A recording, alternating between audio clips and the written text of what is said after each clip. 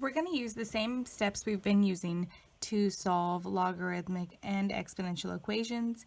This video will be talking about if we have a log equal to a number. We're going to use the same steps, but before we do any examples, I want to talk about this check step. Why do I keep mentioning it? Why is it so important?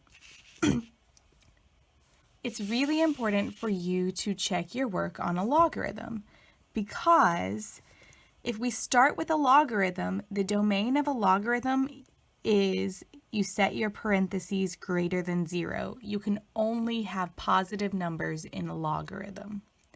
But when we start with a logarithm, we convert to an exponential function, and an exponential function is all real numbers. We can have negative, we can have 0, we can have positive.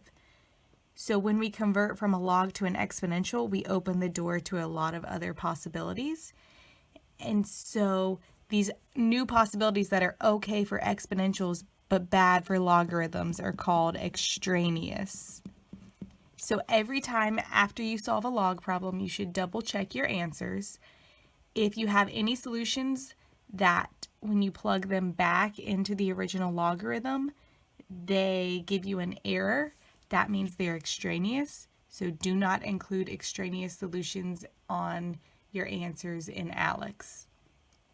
For me, I like to see that you found an extraneous solution, so I would like you to say something like x equals 2, pretend that was one of your answers, but put an x through it so I know that you know that extraneous solutions don't actually count. All right, let's do some examples, some with extraneous solutions and some without.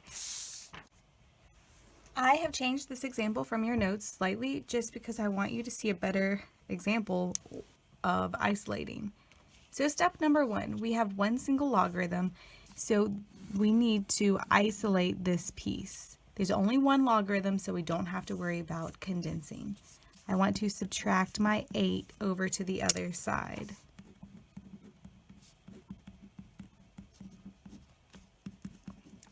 Now, this is where your example in your notes picks up.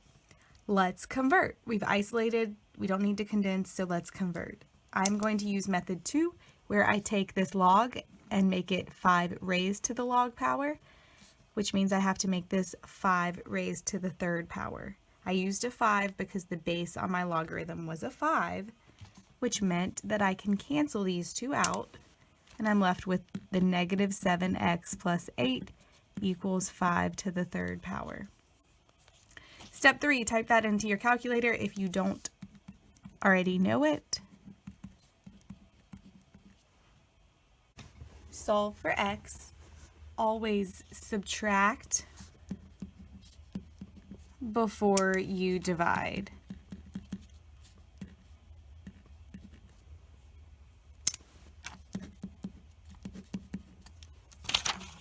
And you can give me the decimal answer or the fraction answer. Let me double check my work. So x either equals negative 16.71, or you can give me the exact fraction, negative 117 over 7. Okay, before I put that box around, I should have reminded myself I need to check my work. So if I sub that negative 16.71 back into the original parentheses, I need to make sure that my parentheses are still positive. All right, negative 7 times negative 16.71 plus 8 gives me a positive answer. So that means this is good. We're okay. So even though I have a negative answer, when I sub it back in, I still have a positive logarithm. So it is okay. Let's do another example where we have to condense. Okay, this time we don't need to isolate anything, but we do have two logarithms here. So we need to condense them first before we can convert. They both have a base of 2, which should always be the case in this class. And they're added together, so I would multiply their parentheses. So multiply everything in the first by everything in the second. Unlike last time when we just were condensing, when we learned about the properties of logarithms, this time I do need you to multiply everything out. So we are going to distribute that x to both pieces here. X times x is x squared, and x times 2 is 2x. All right, check. Now we're ready to convert. I'm going to make this 2 raised to the log power equals 2 cubed. That way, my base 2 and my log will cancel out. And I'm left with 2 cubed on the right. Type that into your calculator if you don't already know it. 2 cubed is 8. And now solve for x. This one's a little more difficult to solve for x because I'm going to have to factor. Remember, when you factor, get it equal to 0. So subtract your 8 to the other side. And now I can factor.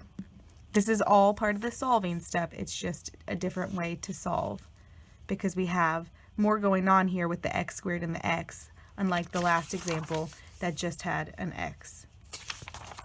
All right, factor this. So you think to yourself, what two numbers can I come up with that would multiply to negative 8 and add to 2?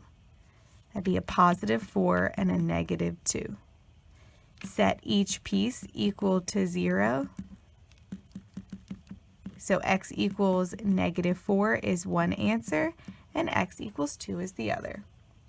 Before I can say for sure these are my answers, I need to check. So I need to sub a negative 4 back into both of my original logarithms. If either one has a negative parentheses, then it's extraneous. Negative 4 plus 2 is negative 2. We cannot have a negative in our parentheses, so this is an extraneous solution. All right, let's do the same thing with our 2. 2 plus 2 is positive 4 and positive 2, so this one works. Our only answer is 2. On your test, make sure you show this and cross it out, but on Alex, you would only type in a 2. Let's do some more examples. All right, what happens if you have logs on multiple sides of the equal sign? You're not necessarily isolating, but you do need to condense. But before you condense, because there's this 2 here and not another logarithm, let's move this log to the other side. Just like when we solved in other videos and we moved all of our x's to one side of the equal sign, if we have a mixture of logs and numbers, then let's move all of our logs to one side of the equal sign. Oh, that should be a minus sign because that's the minus. I'm subtracting this over. And it's kind of confusing to write it this way because now I have to condense it. I can't treat it like a normal when I subtract 8 and subtract it over here. So we need to condense this side. We're going to write it as one single logarithm. Because there is a minus sign in front of this second logarithm, that means it goes in the denominator. And our x plus 3 stays on top. So condense that. You can't just combine like terms. We have to condense because there's a minus. X minus 3 goes in the bottom. Now I can convert. This has a log base 4, so I'm going to make it 4 raised to the log power equals 4 squared. That means these two cancel, and I just have this fraction x plus 3 over x minus 2 equals 4 squared. Type 4 squared into your calculator or do it in your head. 4 squared is 16. And now this looks crazy, but this is actually pretty sweet for you to solve. You can write this over 1 if you want to, and we're just going to cross multiply. So x plus 3 times 1 is x plus 3, and 16 times x minus 3. You need to distribute that 16 to both pieces, the x and the minus 3.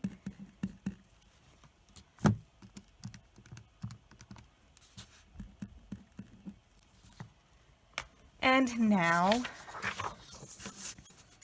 move all of your x's to one side of the equal sign. So I'm going to subtract the single 1x over to the other side, and I'll have 3 equals 16 minus 1 is 15x.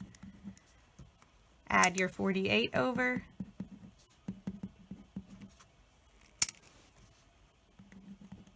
That should be 51. It kind of looked like a 6. And divide by 15. You can either leave the fraction 51 over 15, although I think you can simplify that, which would be 17/5, or you can give me the decimal 3.4. Let's double check to make sure that this is okay and not extraneous. So I am going to sub, I like decimals better. I guess I should use the exact fraction, but I'm going to sub 3.4 into both of my original logarithms. 3.4 plus 3 is 6.4. That's positive. That's good. But you have to double check the other logarithm. 3.4 minus 3 is positive 0.4. Again, it's positive, so we're good. It's not extraneous. Last example.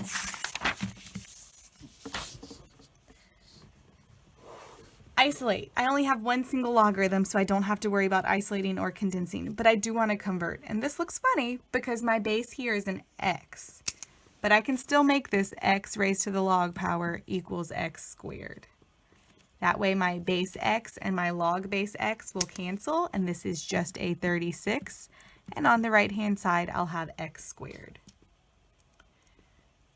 We're not going to really type into our calculator, but we are going to solve here. So I need to solve for x. To get rid of a squared is to take a square root. I realize you won't always be able to just square root it, so let me give you a better explanation of what's happening here. If we have a 2, we want to multiply by 1/2.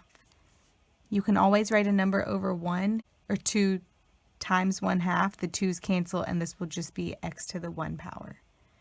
If I put a 1/2 here, that means I also have to put a 1/2 here. So now I'm left with 36 to the 1/2 power equals x. So that 1/2 canceled out my 2.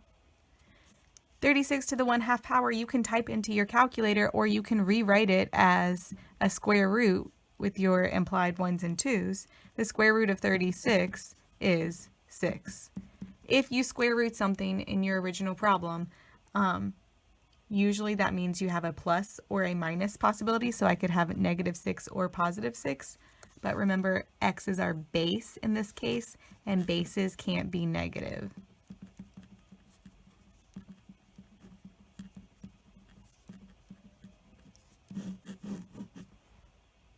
I don't have to check for an extraneous solution because x isn't part of my parentheses. It was the base in this case. So, recap. If you have something like this written in black, whatever your exponent is, if it's a 10, then multiply by 1/10 on both sides. If it is a 1/4, then multiply by 4 on both sides. You're just trying to flip it so you'll have a mixture of a fraction and a normal number, and the denominator and the normal number are equal to each other.